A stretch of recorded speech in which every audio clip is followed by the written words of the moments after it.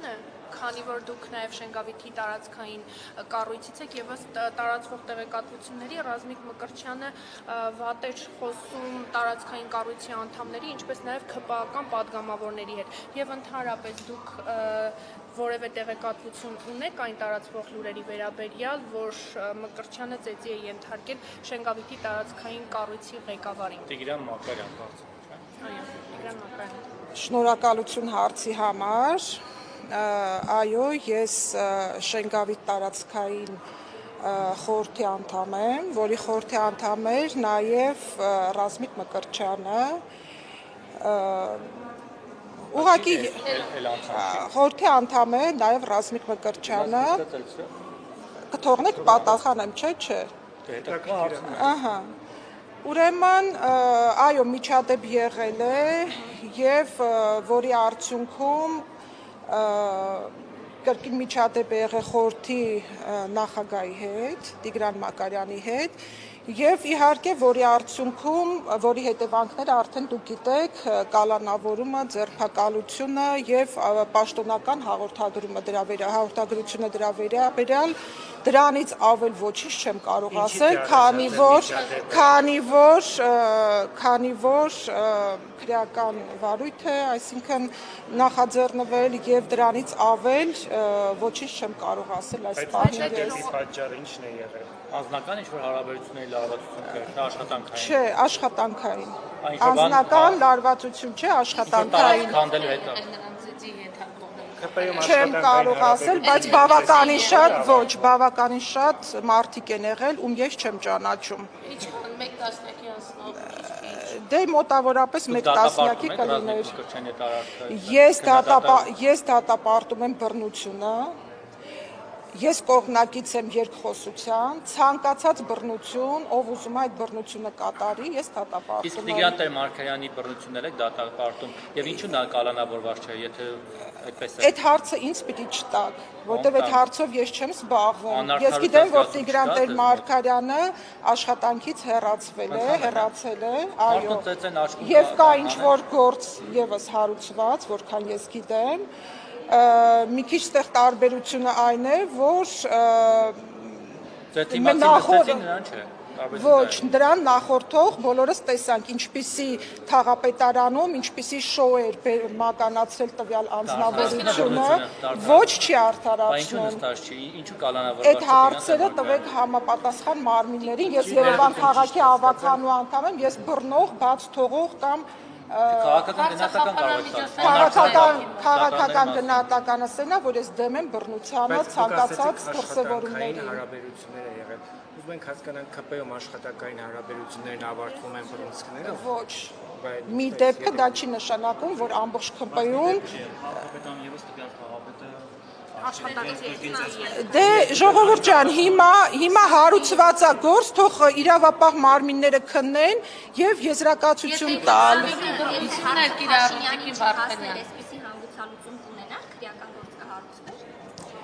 Իհարկե կհարուցվեր,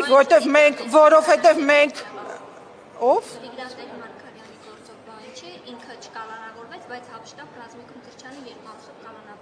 Ես չգիտեմ։ Նորից եմ ասում, դիմեք իրավապահ մարմիններին, ես Երևան քաղաքի ավականու անդամ եմ եւ իմ գործառույթների մեջ չի մտնում այդ մանրամասների մեջ խորանալ։ Իրավապահներ դուք ավելի անկաշկանդ եք ու հիմա ձեզ տեսնում ենք, նրանց այդքան էլ չենք տեսնում, որ դիմենք։ Օրինակ քննչական կոմիտեի նախագահին։ Դե դա արդեն ձեր խնդիրն է։ Խոճուճ պատասխաններ տալիս չենք հասկանում։ Դրա համար ձեզ ենք նես չի, որ ես գնամ հարցնեմ, ինձ խոճուճ պատասխաններ չեն տա։ Տիկին Վարդանյան, դուք կիսում եք վարչապետ Նիկոլ Փաշինյանի դիրքորոշումը եւ այն բոլոր գրառումների բովանդակությունները, որոնք վերաբերում են հայ առաքելական եկեղեցուն եւ եկեղեցու սպասավորներին, այն բառամթերքը, որը կիրառում է Նիկոլ Փաշինյանը, թիրախավորումը, որը իրականացվում է իշխանության կողմից դեպի եկեղեցին։ Ես կիսում եմ այն ամենը, այն բոլոր տեսակետները, որ Հայաստանի Հանրապետության վարչապետն է ասում, բայց այստեղ մի մտքի հետ ու շատ կարևոր մտքի հետ ես համաձայն չեմ, որ վարչապետը չի թիրախավորում հայ առաքելական եկեղեցին, այլ թիրախավորում է իր խոսքով, կոնկրետ հարցադրում է անում եկեղեցին զավթած, սրբապիղծ վերնախավին, ովքեր որ հստակ պատասխան է հնչում, արդյոք կաթողիկոսը, այսինքն Կտրիչ Ներսիսյանը ունի կին եւ երեխա, թե ոչ։ Ու գիտեք, որ դրա պատասխանը չի տրվել, այն պահից, երբ որ եկեղեցին մտել է քաղաքական դաշտ, այն պահից, երբ որ եկեղեցին քաղաքական հայտարարություններ է անում, պիտակավորում է երկրի ղեկավարին, այն մարդկանց, այն ամբողջ թիմին, այն ժողովրդին, որ ընտրել է քաղաքացիական պայմանագիր կուսակցությանը, այն պահից, երբ որ եկեղեցականները ցույցեր են կազմակերպում եւ բազմաթիվ այլ ակցիաներ են փողոցում իրականացնում, իհարկե նրանց պետք է քաղաքական գնահատական տալ, նրանց կատարած այդ իմ համար հակապետական, հակահայկական գործունեությանը, բայց եկեղեցում ոչ ոք չի պիտակավորում, այլ ընդհակառակը 18 թվականին զավթած պետությունը վերադարձվել է ժողովրդին, հիմա ժամանակն է, որ զարթված եկեղեցին Չուլանա մի րոպե, դուք գնացել եք եկեղեցիները, այո, դուք տեսել եք, դուք գնացել եք եկեղեցիները, բազմաթիվ նկարներ կան, որ անպագորգոր հայտարարություն ես չեմ անում, կան շատ եկեղեցիների տեսարաններ նկարված, որտեղ օրինակ Աննա եկեղեցին, Սուրբ Աննա եկեղեցին, Չուլանացված չի, շատ այլ եկեղեցիներ կան, դուք տեսել եք նկարներ այդ եկեղեցիների, համացանցում տեղադրված են նկարները։ Եկեղեցին չի չուլանացված, այլ եկեղեցու մոտ կան տարածքներ, հենց եկեղեցու մեջ էլ, եկեղեցու դուրսն էլ, որ չուլանի ա վերածված։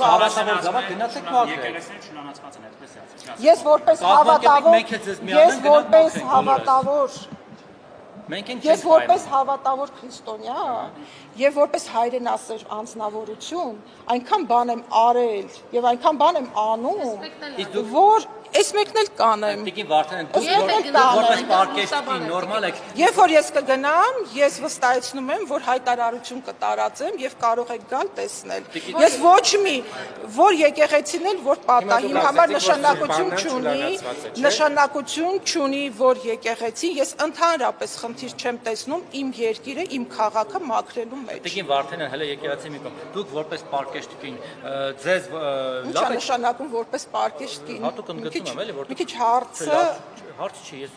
լավ արձանագրում եմ, ամենի մասին, ամենը բախ չի ունենում, էլի, դա արձանագրման արժանանա իմ կողմից։ Հիմա դուք որպես լրիվ լավի մասով եմ ասում, դրական, որպես պարկեշտ կին հայ քրիստոնյա, մայր երևի չգիտեմ, խոսքով։ Մայր եւ տատիկ առավել եւս։ Ոնց եք, ինչ եք զգում, երբ որ կարդում եք Նիկոլ Փաշինյանի այդ գրառումները։ Կներեք պիտի ուղիղ ցիտեմ, որ ասում է Սրբազան գնա քերոտ կնգան Դոմպիր։ Օրինակ դուք այդ բառը որ կարդում եք, ինչ եք զգում։ Ես օրինակ այդ բառին,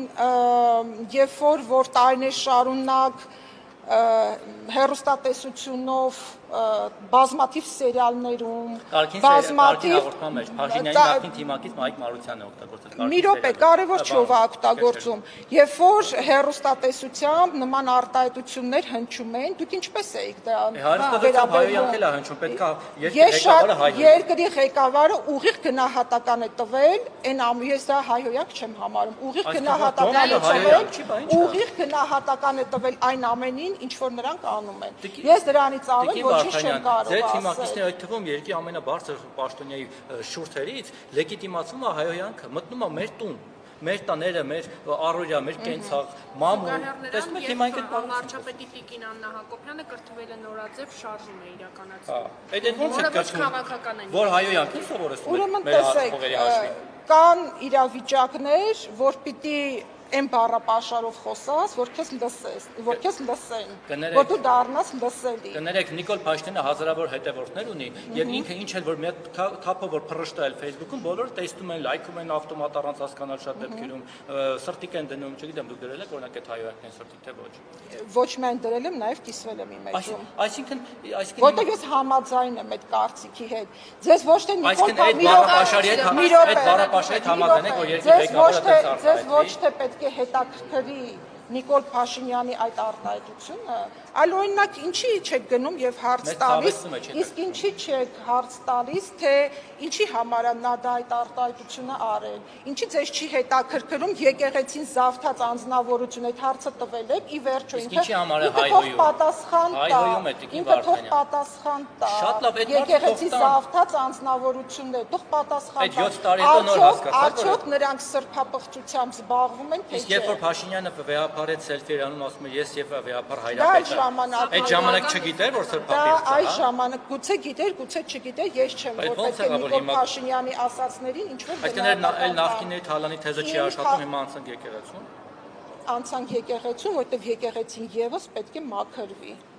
Ձեր իշխանություն չպետք է մաքրվի, ձեր շարքերը մաքրվելու կարիք չունեն։ Օրինակ ձեր թիմակիցների մեջ մարդիկ այս անունները ինձ ուղղակի թույլ չեմ տա ասել։ Մարդիկ կան, որոնք որ իրենց ամուսնական ուխտնել են խախտում, մնացած ուխտնել են խախտում, բոլոր հնարավոր դրսևորումները խախտում են։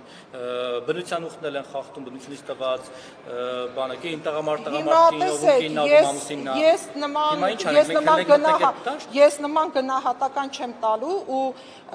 չեմ կարծում, որ դա համեմատելու ինչ որ բան է, այն ինչ որ սովորական անձնավորությունն է անում, ինչ որ անում է կաթողիկոսը, ով որ դրժում է երթումները, որ նա տվել է Աստծո առաջ։ Ուրեմն ես չգիտեմ, դուք հիմա անլուրջ հարցեր եք տալիս, որտեղից է իմացել, որ ես չգիտեմ, ուրեմն ունի համապատասխան հենց մարմինների կողմից տված գուցե եւ նաեւ ունի ապացույցներ, բայց մի րոպե, ես ոչ մեկի չեմ բացահայտել եւ այն որ կաթողիկոսը ունի երեխաներ եւ ինչպիսի կյանք է սրբապիղծ կյանք է վարում, դրա մասին բոլորը գիտեն։ Դրա մասին բոլորն են խոսում։ Շատ իշխանավորների մասին են այդպես ասում, նախկին իշխանավորներին մի համեմատեք եկեղեցու այն մարդկանց հետ։ Այստեղ հարցը այն է, որ ձեր իշխանության օրոք շատ բարձր պաշտոն է զբաղեցրել մի անձնավորություն, որի մասին եւս խոսում են, որ նա սրբազանի զավակ է։ Այսինքն ուխտը խախտած մարդու անձնավորության զավակ է։ Հիմա որտեղ է արդարությունը։ Զավակն է պաշտոնը զբաղեցրել, ես չգիտեմ ճիշտն ասած ում զավակն է կամ ում մասին է խոսքը, կամ դուք ինչ ապացույցներ ունեք, ամեն դեպքում ես որքան գիտեմ, նաև Կտրիչ Ներսիսյանի աղջիկն է ինչ որ տեղ աշխատում, բայց հիմա նրանց զավակների մասին չի խոսքը, նրանց կատարած սրբապղծության մասին է։ Ես ուղիղ ասեմ, երբ որ Նիկոլ Փաշինյանը Արգիշտի Քարամյանին նշանակում էր քննչական կոմիտեի իրավապահ շատ կարևոր կառույցի նախագահ, ինքը այդ ժամանակ չէր ճշտել օրինակ ինքը ում զավակն է, որտեղ հարցրել են ուղիղ չի պատասխանել։ Ինքը չգիտեր որ ինքը Էլբեկ Քարամյանի զավակն է, որը ուղղակի ուղղակի այդ հարցը ինձ մի ուղղեք, որտեղ նշանակումը ես չեմ արել եւ դա իմ պարտականությունների մեջ չմտնում այդքան որպես թիմակից զատես հետաքրքիր է օրինակ ձեր նախկին նշանակած քննչական կոմիտեի ղեկավարը ես իմ թիմի ղեկավարի նշանակումները չեմ քննարկում հենց այդպես ոչ Տեր Աստված չի որովհետեւ դա իր պարտականությունն է իր աշխատանքն է ինքը լավագույնս գիտի ում որ պաշտոնի նշանակի իմ համար այո բա ոնց է որ 5 տարածը տնօրեն փոխեց հերթով ասավ դե սխալվել է Այդ ինչի՞ց է որ դա աշխատանքային process է, աշխատանքային process է, մարդը աշխատում է, մարդը չի, ով է կալանավորում։ Փաշինյանի հրանգով չէ կալանավորվում։ Ով է կալանավորվում։ Մի րոպե, Սամվել Կարապետյանը ինչ հայտարարություն արել։ Սամվել Կարապետյանը, որքան ես գիտեմ, ինքը Ռուսաստանի քաղաքացի է եւ Սամվել Կարապետյանը եկել է, բոլորը շատ լավ գիտենք, որ ուժերի կողմից է ուղարկված, շատ լավ գիտենք, բաց ինչի՞ պիտի վախենա։ Բայց Սամվել Կարապետյանը ով է, որ ԿՊՆ-ել վախենա, շատ Սամվել Կարապետյանը այդ հսկա կարողության դեր մարդն է։ Հետո ինչ անենք, ոչ մեկ բարերար լինի, շատ գործարած լինի, պետությունից առավել, ոչ ոք չկա, պետության հետ շանտաժի լեզվով ոչ ոք չի կարող խոսել,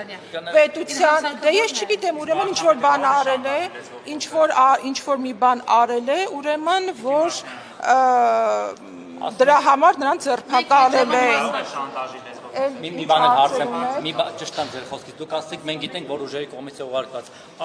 Որ ուժերի եւ երկրորդ Սամվել Կարապետյանը փոքր երեխա է, որ երկրից որ եկել է այդ կողմից է, որ երկրի քաղաքացի է, որ երկրից էլ ուղարկված է։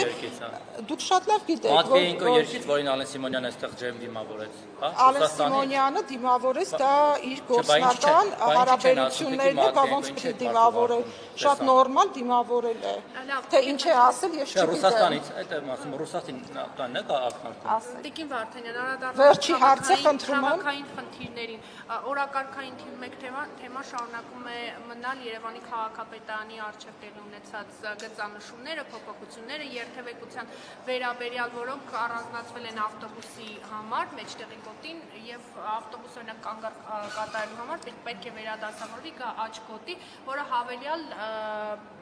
խցանում է առաջացնում։ Սա է Երևանի քաղաքապետարանի տրանսպորտային բարեփոխումը։ Տրանսպորտային բարեփոխումների մեջ է նաև մտնում հենց երթևեկության փոփոխությունները։ Գիտեք, որ հենց քաղաքի կառուցվածքը, ճարտարապետությունը հարմարավետ չէ, այսինքն նախատեսված չեն մեր փողոցները այդքան մեքենաների, ավտոբուսների համար։